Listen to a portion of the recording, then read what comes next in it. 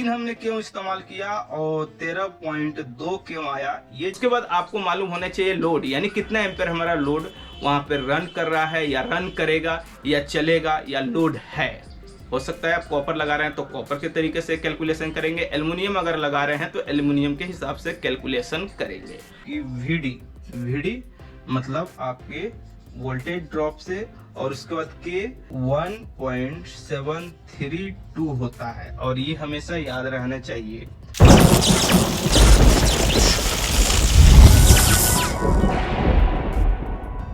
Hello दोस्तों, आपका स्वागत है इलेक्ट्रिक वर्क सेंटर में। दोस्तों आज की वीडियो में हम लोग देखेंगे, जानेंगे, सीखेंगे लोड के हिसाब से और वायर की लंबाई के हिसाब से प्रॉपर साइज सिलेक्शन कैसे करते हैं किसी भी वायर का, किसी भी केबल का 3 फेज लाइन में, वो भी कैलकुलेट करके हम आपको दिखाएंगे एक मोबाइल फोन की कैलकुलेटर से।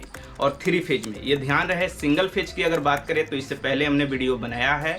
अगर आप उस वीडियो को नहीं देखे हैं और देखना चाहते हैं तो इस वीडियो के डिस्क्रिप्शन में मैं आपको लिंक दे दिया हूं, आप उस वीडियो को देख लीजिए, या आप हमारे इलेक्ट्रिक वर्क सेंटर के फेसबुक पेज, इंस्टाग्राम पेज या आप यूट्यूब चैनल के अंदर भी जाकर के देख सकते हैं।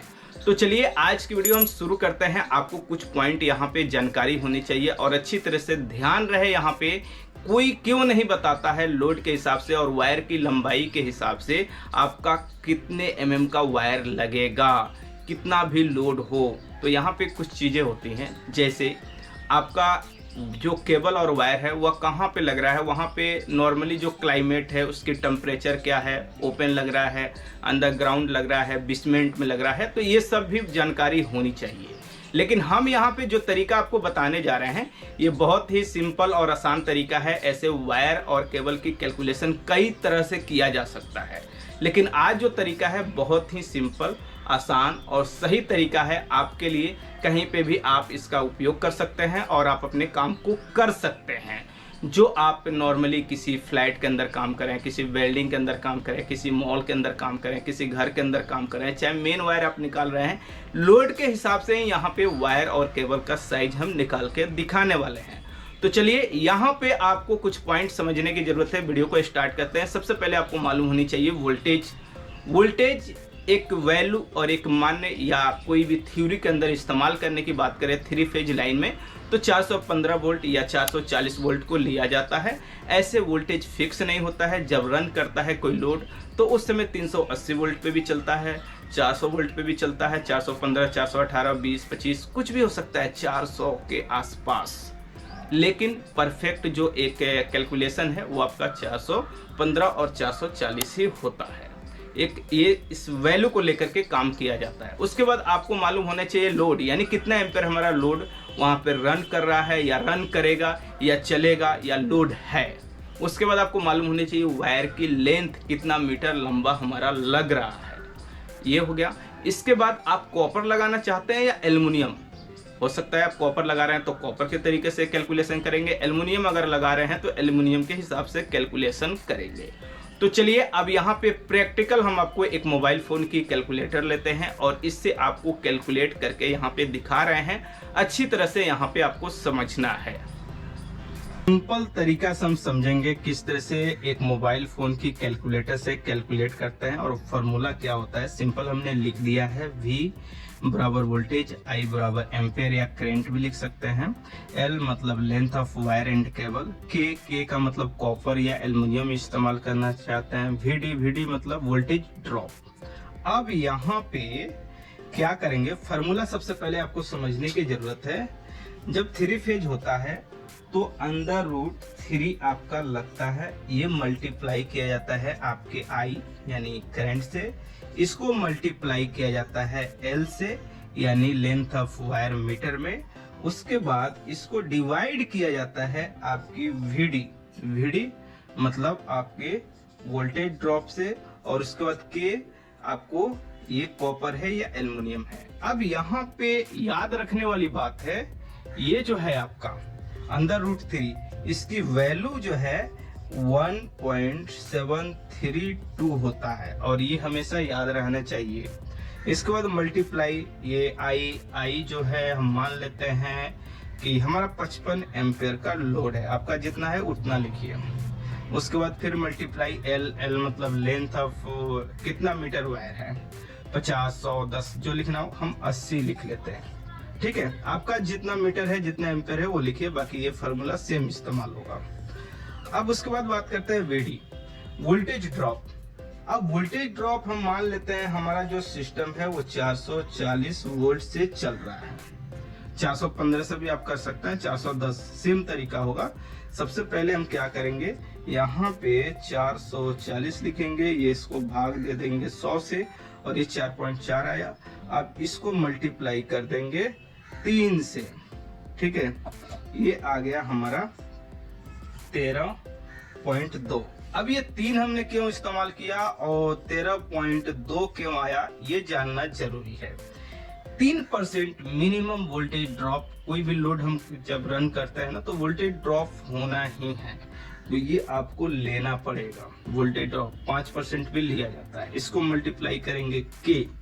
अब के जो है कॉपर और एल्युमिनियम की अगर बात करें तो ये देखिए, ध्यान रहे अगर आप कॉपर इस्तेमाल कर रहे हैं तो ये 56 फार्मूला लेगा, अगर एल्युमिनियम इस्तेमाल कर रहे हैं तो ये 34 या फार्मूला लगेगा। इस बात का भी ध्यान रहना चाहिए। तो अब कॉपर अगर चाहते हैं तो 56 लिखेंगे, अगर एल्युमिनियम चाहते हैं तो 34 लिखेंगे। तो हम क्या करते हैं, यहाँ पे 56 लिखते हैं, कॉपर निकालते हैं। एल्युमिनियम भी हम आपको निकाल करके यहाँ पे दिखा देंगे। ठीक है, अब यहाँ पे क्या करना होगा, आपको कैलकुलेट करना होगा। कैलकुलेट कैसे करेंगे वो समझिए।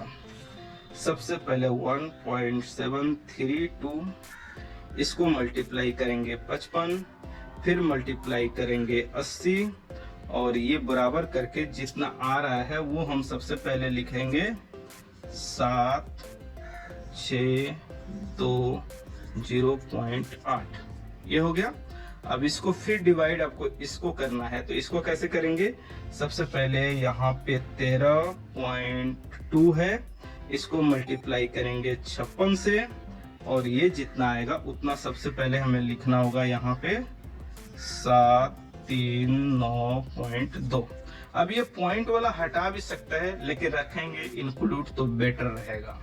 ठीक है, अब इसके बाद फिर हम लिखेंगे यहाँ पे 762.0.8, इसको डिवाइड करेंगे 739.2।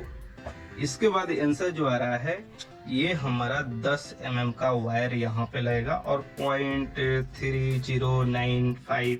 अब इसको हटा देंगे। अब 10 mm का वायर आता है, लगाएंगे तो हमारा लोड चलेगा, लेकिन कभी भी 10 के जगह पे आपको 16 लगाना चाहिए। जो आपका कैलकुलेशन साइज आ रहा है उसके ऊपर वाला जो भी साइज उपलब्ध है वो आप लगाइए, या 15% ऐड कर दीजिए। जैसे अगर यही आता हमारा 18, तो अगर 18 आता है, एग्जाम्पल यहाँ पे समझ लीजिए अच्छी तरह से, पॉइंट बहुत समझने की जरूरत है। तो यहाँ पे प्लस 15%, तो 20 mm का कोई वायर आता ही नहीं है, 25 आता है 16 के बाद, तो 25 लगाएंगे। अब यहाँ पे 10 के बाद अगर हम करते हैं, जैसे 10 प्लस 15%, तो 11 mm का आता ही नहीं, 16 आता है, तो 16 ही लगाएंगे। अब यहाँ पे एल्युमिनियम की अगर बात करें किस तरह से कैलकुलेट करेंगे, तो चलिए एल्युमिनियम को समझते हैं। ये जो वैल्यू है ये तो सेम रह जाएगा हमारा, ये ऊपर वाला जो वैल्यू है ये 762.0.8, और उसके बाद ये जो वैल्यू है इसको हमें बस यहाँ पे क्या करेंगे, 34 इस्तेमाल कर लेंगे। तो लिखते हैं 13.2 मल्टीप्लाई आपका यहाँ पे 34, ये आ गया 448.8। अब बराबर, अब इसके बाद क्या करेंगे, ये सेम फार्मूला जिस तरह से इसको किए हैं उसी तरह से 762.0.8, और इसको भाग दे देंगे आपके 448.8 से, और ये आ गया 16.98, यानी 17 mm। 17 mm का आता ही नहीं है कोई, केवल 16 या तो लगेगा। अगर शॉर्ट रहता, लेंथ कम रहता तो ये साइज लग सकता था, लेकिन यहाँ पे आपको 25 लगाना पड़ेगा। तब जाके ये प्रॉपर काम करेगा। तो इस तरह से 3 फेज लाइन के अंदर आप कैलकुलेट कर सकते हैं कि कितने mm का हमारा वायर लगेगा, कितना लोड पे, कितना वायर की लंबाई पे, चाहे वायर हो या केबल हो। इस वीडियो को देखने के बाद आपको अच्छी तरह से समझ में आ गया होगा वायर का साइज किस तरह से कैलकुलेट करते हैं। अगर आपको ये वीडियो अच्छी लगी तो लाइक कीजिए, शेयर कीजिए। आपके मन में किसी भी तरह का डाउट है, सवाल है, सुझाव है तो नीचे कमेंट बॉक्स में जरूर लिखिए।